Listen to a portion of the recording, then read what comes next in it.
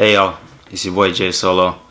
You know, the familiar face on the channel. I mean, not so familiar if you check my track record so far. But I'm meaning to get back. As you've read the title of this video, it's a different kind of video. That's why you don't see my normal intro, bubbly stuff like that. It's a sit down. I want to talk about some things. But since it's a sensitive topic, I want to give it the utmost respect and care. That's why I didn't do this video yesterday, because it was very fresh yesterday, and to do a video would have felt very disrespectful in my mind. So I just wanted to give a day, have everybody mourn and condolences and stuff, but also have enough time to brainstorm the message that I want to talk about in this video. That is a recurring theme that I think at least I want to put out there, rather than keep it balled up inside and always think about it when things like this happen. Rather we just talk about it. So yeah, I don't want to keep too long, but of course, for those who don't know, I mean, there are going to be some people, but for those who follow celebrities, for those who follow sports, entertainment, for those who follow news media, all that kind of stuff, you would have known that yesterday, of course, Kobe Bryant died. And if you do know about it and stuff like that, and you want to skip to the message, I'll leave the timestamp right here. You can skip to this point in the video, and you'll start where the message is. But for those who don't know what happened, I'm gonna give a quick, very brief summary of what happened, thanks to news media. So, of course, the headline, like I said, is NBA legend Kobe Bryant dies in a LA area helicopter crash. Kobe Bryant, who won 5 NBA championships with Los Angeles Lakers, and his 13-year-old daughter died Sunday in a helicopter crash in Los Angeles area. 7 other people who were also killed, according to the Los Angeles County Department. David Shapiro, a city council member and former mayor of Calabasas, where the crash occurred, confirmed to NBC that Bryant, 41, and his daughter Gianna were on the helicopter.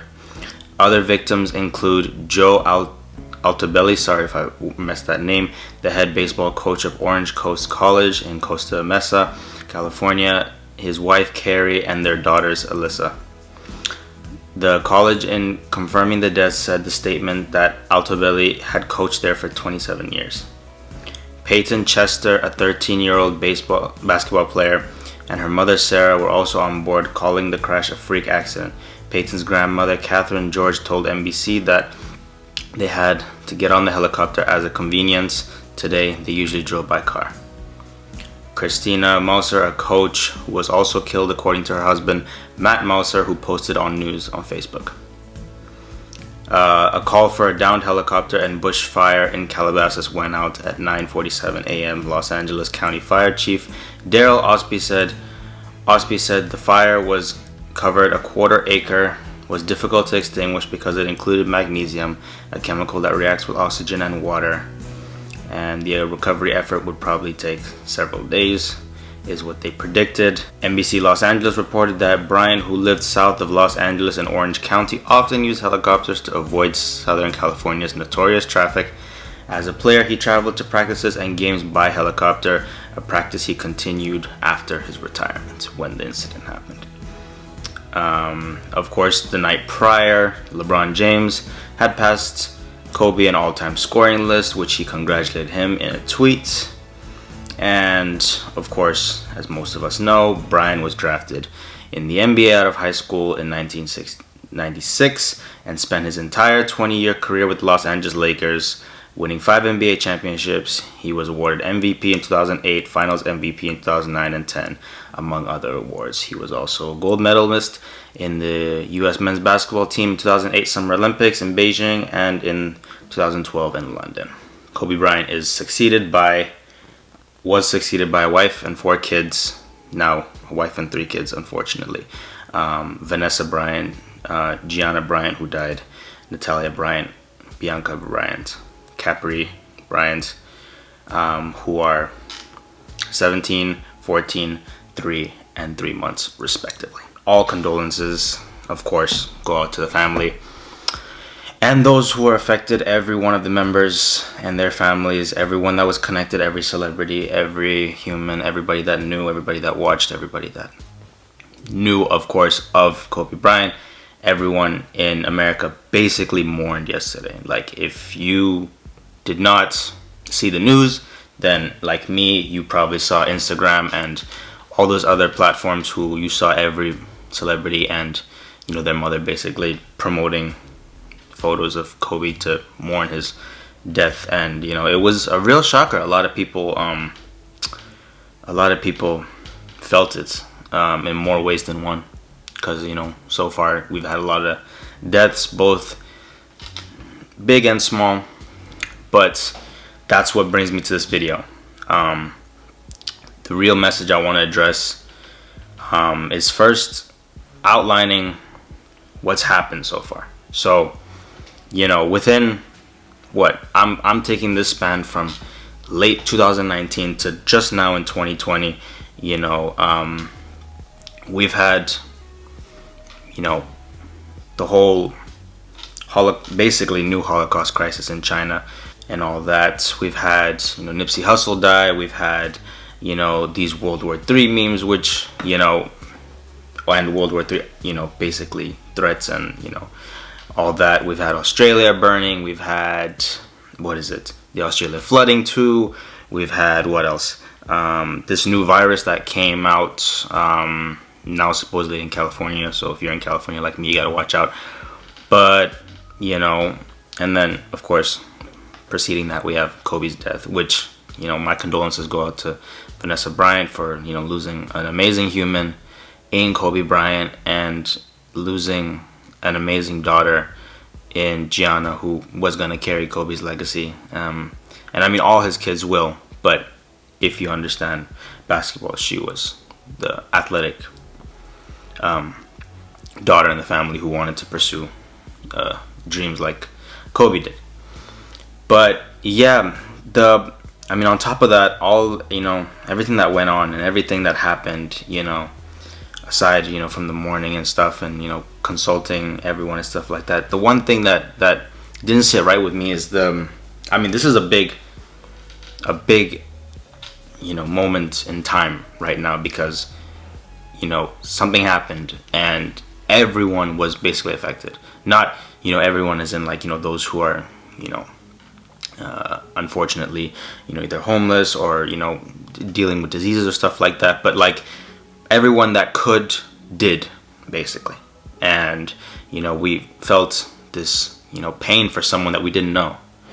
And this, you know, rhetoric that, you know, keeps occurring that I don't like is the idea that we all just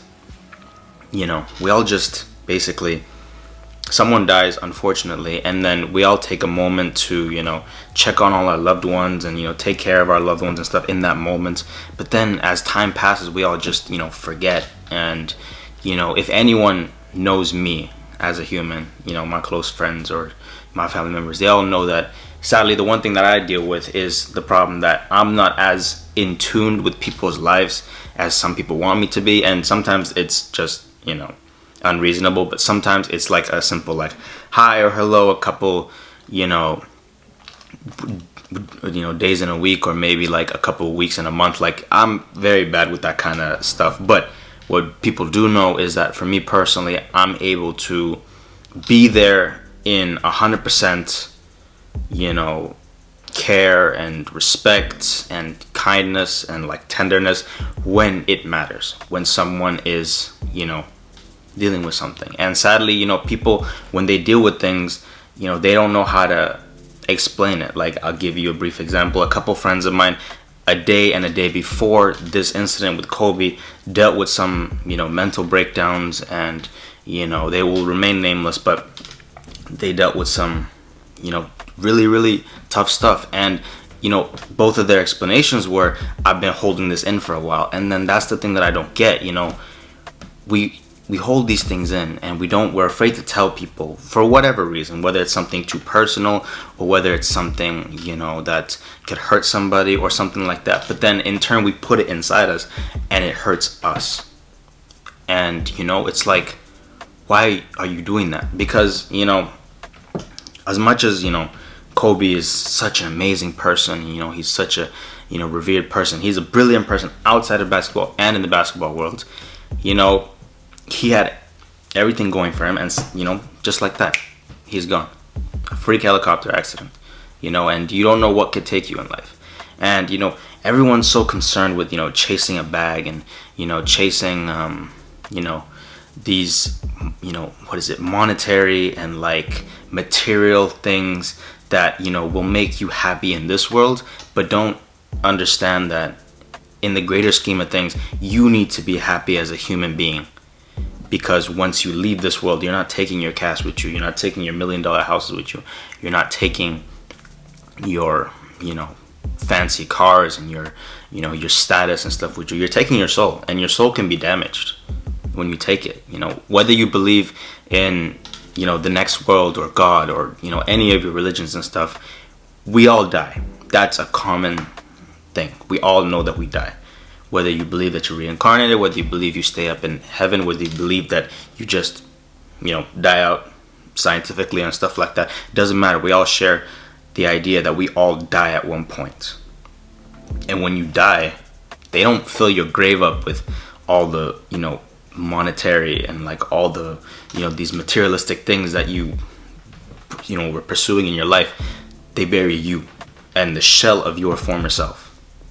And this shell can be damaged. This shell could have went through a lot. This shell could have, had things happen to it where, you don't even know what happened to that person. You could have known one person as something. That's when, when people say like, oh, I never really knew the true you or stuff like that. People don't take the time to know the true you. And sometimes it's too late to know the true you, or to know that somebody else's true you.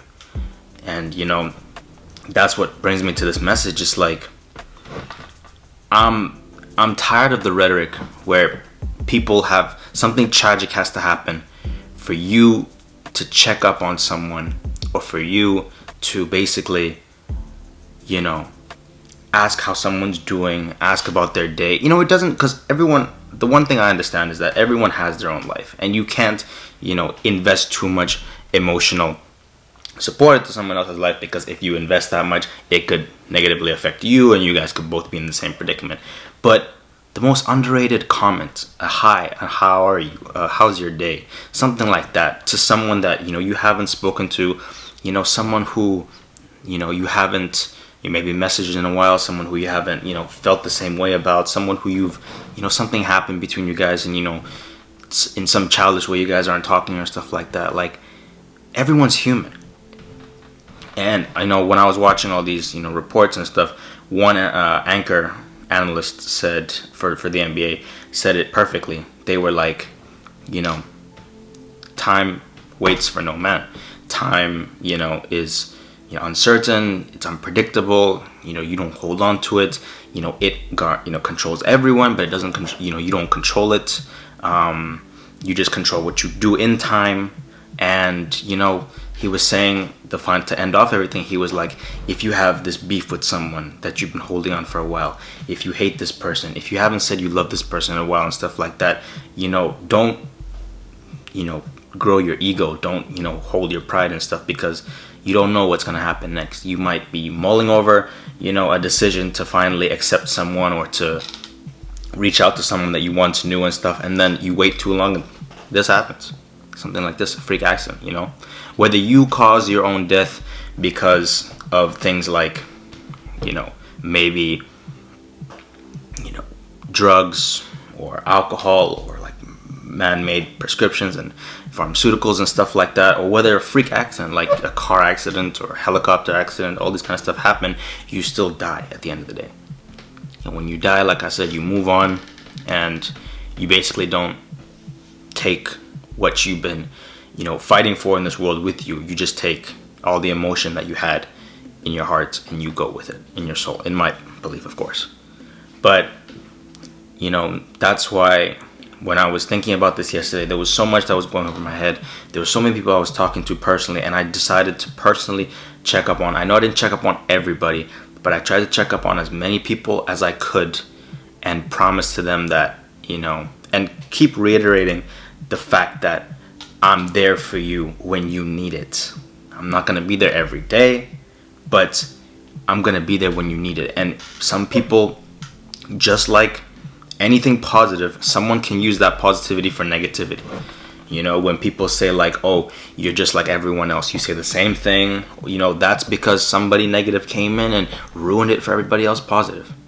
You know, it just takes one negative time to change someone's. But if you can genuinely say it, and you know, humans are humans, we can feel it. When you can genuinely say it and genuinely show it, like when someone takes the time to think about someone and they think about every single instance they have with someone, if you've genuinely been a kind person, you've genuinely been someone who, you know, takes care of that, you know, people and stuff like that, that person will see it. Through all the smoke, they will see it. And you know, basically that's what I tried to tell as many people as I could. But you know, the overlying message is that I want people to take this death of such an amazing character and such an amazing person and mourn it, of course, if it really affects you. And if it does affect you, I don't know who watches this, but if it does affect you, mourn, rejoice, and celebrate his life, but also spark change. I want this video or this message to be about, if you take one thing away from this video, I want it to be that it doesn't take too much to ask someone how they're doing, to check up on someone, to genuinely do your part in making someone feel like they're cared about, in a sense that you can go and talk to them, you can go and, you know, pour your heart out if you need to, or you can let someone feel their emotion. If it means them crying, if it means them breaking down in front of you, you know, just to, you know, give that time and effort, and then have that time and effort given to you, because you know, it can't be a one-sided road. But once you do that, you know, you'll see that it's not going to be a one-way street, it's going to be a two-way. And you know, basically I just wanted to make this video for that. I know it's not something that we see on this channel often and stuff like that, it's not, you know, my usual video, but I've really been mulling this over and I really wanted to, you know, talk about this and speak on this, and I just wanted to get it out there. So if you do take anything from this, it's the fact that just be you, be happy, be true.